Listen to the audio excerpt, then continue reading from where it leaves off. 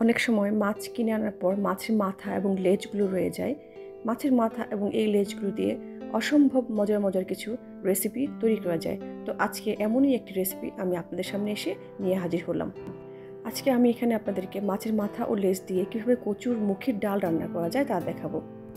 প্রথমে কচুর মুখগুলোকে খুব ভালো করে সিদ্ধ করে নিয়েছি এবং সেগুলো হাত দিয়ে চেপে চেপে যতটা সম্ভব ভেঙে নিচ্ছি। আপনারা চাইলে এই প্রসেসটা শিলপাটায় করতে পারেন কিংবা ব্লেন্ডার মেশিনে সামান্য পানি দিয়ে করতে পারেন, কিন্তু আমি হাত দিয়ে করাটাই বেশি প্রেফার করি। কড়াইয়ে কিছু পেঁয়াজ কুচি দিয়ে দিলাম, সাথে কিছু কাঁচামরিচ। এরপর আস্তে আস্তে আমি বাকি মশলাগুলো মিশিয়ে দেবো। বাকি মশলাগুলো বলতে এখানে খুব জেনারেল মশলাই আমি ব্যবহার করেছি, যেগুলো আমরা সচরাচর সব রান্নায় ব্যবহার করি, যেমন হলুদ, মরিচ, লবণ, ধনে, জিরা এবং রসুন। তো মাছের মাথা এবং লেজগুলোকে সামান্য হলুদ, মরিচ, লবণ আমি দিয়ে মাখিয়ে একটু করে ভেজে নিয়েছি।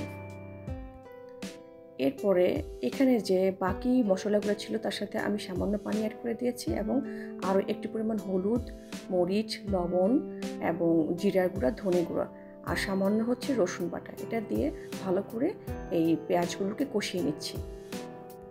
পরিমাণ মতো লবণ দিয়ে দিলাম। লবণ দিয়ে এবার আর একটু ভালো করে কষিয়ে নিয়ে নাড়াচাড়া করে যে কচুগুলো হাত দিয়ে ভেঙে রেখেছিলাম সেগুলো দিয়ে দিলাম। দিয়ে দেওয়ার পরে এগুলো যেন লাম্পস না থাকে সেভাবে নেড়ে চেড়ে মশলার সাথে মিশিয়ে দিতে হবে। খুব ভালো করে কষিয়ে নিলে আসলে এই কচুটা গলায় ধরে না। আমি তো বলতে ভুলেই গিয়েছিলাম, আমি কিন্তু কচুগুলো বাজার থেকে কিনে এনে প্রায় 2 দিনের মতো রোদ্রে শুকিয়ে নিয়েছি।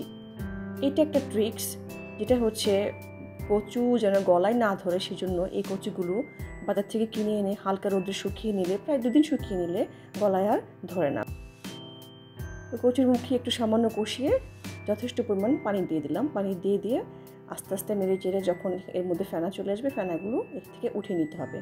নিয়ে ভুনা করা মাছটা বা ভেজে রাখা মাছটা দিয়ে দিতে হবে। পানির পরিমাণ আপনি কতটুকু পাতলা বা ঘন খেতে চান ডালটা তার উপর নির্ভর করে। আমি এখানে মোটামুটি মাসকলার ডালের যে একটা কনসিস্টেন্সি হয় সেই পরিমাণ পানি এখানে আমি দিয়ে নিয়েছি। পানি দেওয়ার পরে প্রায় ডালটা 15 থেকে 20 মিনিটের মতো মাঝারি আঁচে রান্না করে নিতে হবে এবং কচুর ডাল নামানোর ঠিক 2 থেকে 3 মিনিট আগে এখানে জলপাই এবং হচ্ছে কিছু বড়ই, শুকনো বড়ি দিয়ে দিতে হবে। বড়ই এবং জলপাইয়ের পরিবর্তে তেঁতুল ব্যবহার করা যেতে পারে। লাস্টে নামানোর আগে দিয়ে সামান্য ধনেপাতা কুচি এবং কাঁচামরিচ ফালি দিয়ে নিতে হবে। এতে কচুর ডালে একটা এক্সট্রা ফ্লেভার অ্যাড হবে। আপনারা চাইলে লাস্টে একটু করে ধনে গুঁড়া, জিরা গুঁড়া এবং রসুনের বাটা দিয়ে মিশিয়ে নিতে পারেন, এতে করে ফ্লেভারটা আরও স্ট্রং হবে। তো এই তো হয়ে গেল আমার কচুর ডাল। গরম ভাতের সাথে খেতে কিন্তু অসাধারণ লাগে, বিশেষ করে দুপুরবেলায়। এই রেসিপিটা আসলে খুব যায় সাদা ভাতের সাথে। আজকে আমার কচুর ডালের রেসিপিটি কেমন লাগলো তা অবশ্যই কমেন্ট সেকশন জানাবেন এবং এরকম আরও ভিডিও পেতে আমার চ্যানেলটি সাবস্ক্রাইব করবেন এবং লাইক, কমেন্ট এবং শেয়ার করবেন। সবাইকে পুরো ভিডিওটি দেখার জন্য অসংখ্য ধন্যবাদ।